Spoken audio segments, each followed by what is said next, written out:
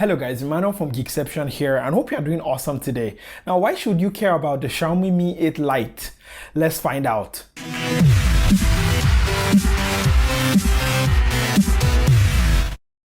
And welcome back, guys. Now, if you're new here, I'm Emmanuel. Sit back, relax, and let's enjoy this video. And if you're returning, well, thank you so much. Welcome back. This is the Mi 8 Lite. Now, in case you do not have time to watch the full video, here's a quick pros and cons of the Mi 8 Lite to get you quickly up to date. If you are still watching, however, sit back, relax, and let's get into the Mi 8 Lite here. The phone comes in this gradient box with 8 lights in the middle, as well as on the side.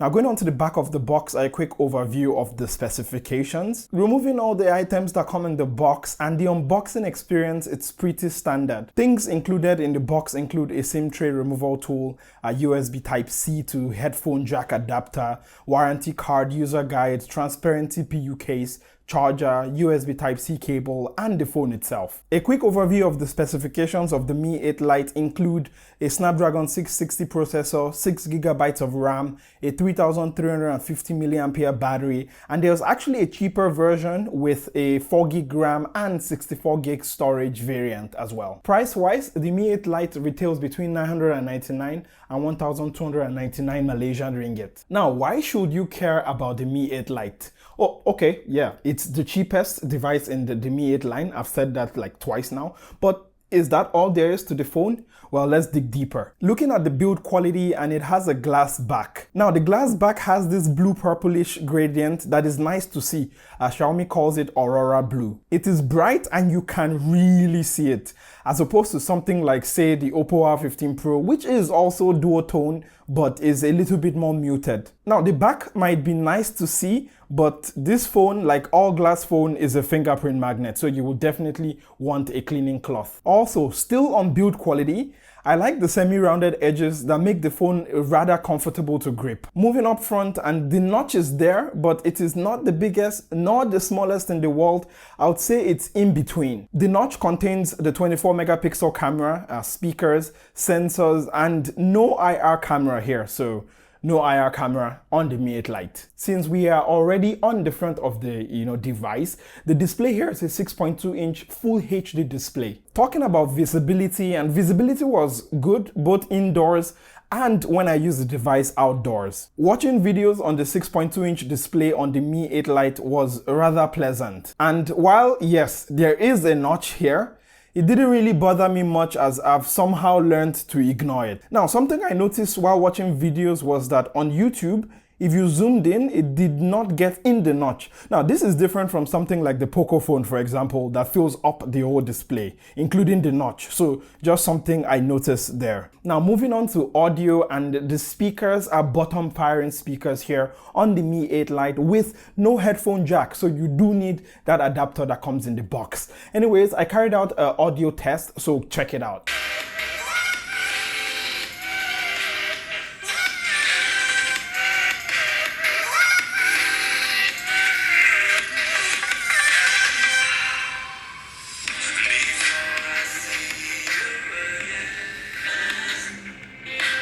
Now, on coming back from that test, something I noticed on the Mi 8 Lite is that it's not the loudest, even though, yes, it's got a bit of bass, but I would have preferred if it was just a tiny bit louder. The Mi 8 Lite ran MIUI 9 when I booted it, but I got the MIUI 10 update on booting the device. Now, MIUI 10 on the Mi 8 Lite was smooth, with rarely any dropped frames, as I've come to expect on MIUI 10. I especially like, this iteration of the MIUI skin. I think it's the most polished MIUI skin ever. But one thing that definitely needs more polish is the notifications. I mean, it's really frustrating because even with a full notification drawer, I really cannot see anything near the notch because of how MIUI handles notifications and notches. So this is mildly annoying because of how I always have to swipe down to see my notifications, which can get frustrating, especially as time passes across different Xiaomi devices. And lastly, Face Unlock is present here on the Mi 8 Lite. Now, while there is no dedicated IR scanner,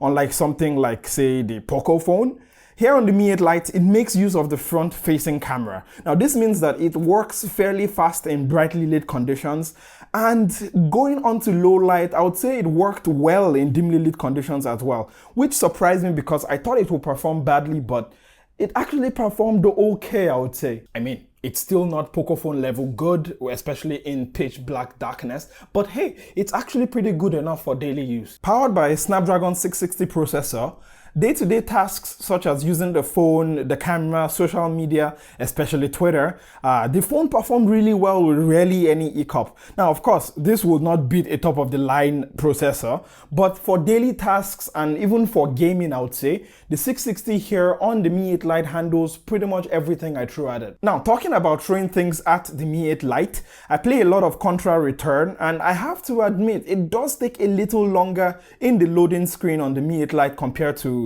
let's say, higher performance device. But during actual gameplay, however, performance was very smooth with very little lag. For the purposes of this review, I really do not play PUBG Mobile, but I installed it, and gave it a go, and the quality level when I first loaded the game was at medium settings. Now, due to the fact that that did not have a lot of resolution, at least, the gameplay was actually pretty smooth, and something I noticed while gaming, especially over a long period of time, is that it does get warm near the camera. Oh, that's hot. That's hot. There's also a little bit of hotness around the frame of the phone, but I think it's to be expected, especially from a glass device, and it wasn't too uncomfortable, especially in the long term. Now, moving on to camera, and the Mi 8 Lite has dual cameras on its back. A primary 12 megapixel f1.9 camera, which means that it can take in a lot in low light. And the second one is a 5 megapixel camera for depth sensing. So the second one is not a telephoto, it's a depth sensor. Moving on to the front of the camera, and it has a 24 megapixel camera with a large 1.8 micron pixel sensor up front, which again means that the camera should be, hypothetically, able to take better lights in low light. Features such as AI scene detection and auto HDR are present here also in the camera software. So if you point the camera at, different things like food or clouds or scenery or landscape, it will actually change to match. Taking a look at the images produced by the Mi 8 Lite, and I would say it's a good enough camera. Now, what do I mean by that? Well, essentially, I would say in good lighting conditions, it produced images rich in saturation and good dynamic range, but switching to low light, and it is a mixed bag. Now, while there are sometimes the image came out well, other times it was quite noisy or even darker than what my own eyes could see. So this is Adam Tambakau. That's my name. And we just had lunch with this beautiful boy.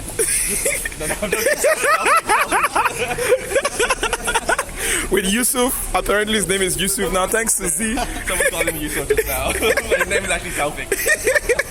Hi Yusuf. Oh, that's cool, right? You got all the stuff you came looking for? Yeah. So got all the stuff, all the camera Be on gear. the lookout for the beautiful face that's about to be lit up. Yes, beautiful face. Probably this video that I'm probably going to see it that it's more lit.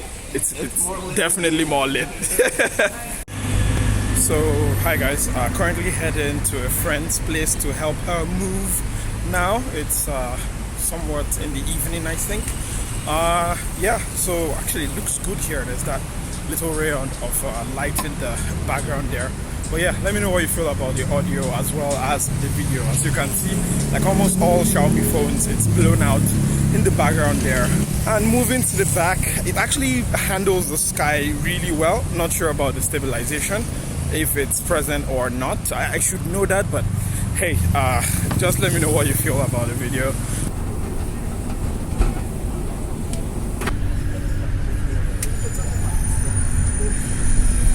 So the verdict on the camera is that it's good enough. It's good enough to take your photos, with your friends and, of your food and stuff, but it is not like, a flagship level quality. Moving on to battery, and the Mi 8 Lite is powered by a 3300 milliampere battery, which I would have to admit is not the biggest. For my typical usage of phone calls, WhatsApp, Twitter, camera, and some Contra sessions, I was barely able to get through the day. So for me, this is not really an all-day phone.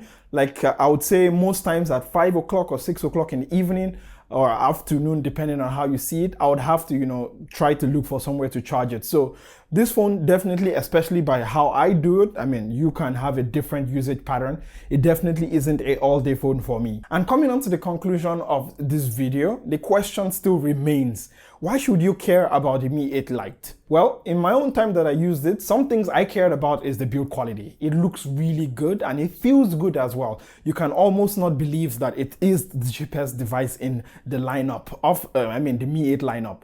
Next is the camera. Camera is perhaps not the best part of this phone, and I would say it's 50-50. It's not like it's horrible and it's not like it's amazing, but it takes good enough photos that you can, post to social media and nobody would really care after all. And I think the most important thing, and I think where many people, including yourself who is watching right now, will care about is the price. Now, for the entry level, I think it's a really, really good deal. The entry level is 4 GB of RAM and 64 GB of storage. So, which is not this one I have here. This is the 6 GB RAM variant with 128 GB of storage, which is a little bit more pricey and is actually on the same price range as the Poco phone right here. And for that price, at least for this one, I would definitely not recommend it because you can just get a Poco phone instead. But then again, it depends on you, especially at that entrance price point of 999 Malaysian ringgit, which I think is good enough, especially at that price. If you go for this one, which is the 6 GB RAM variant,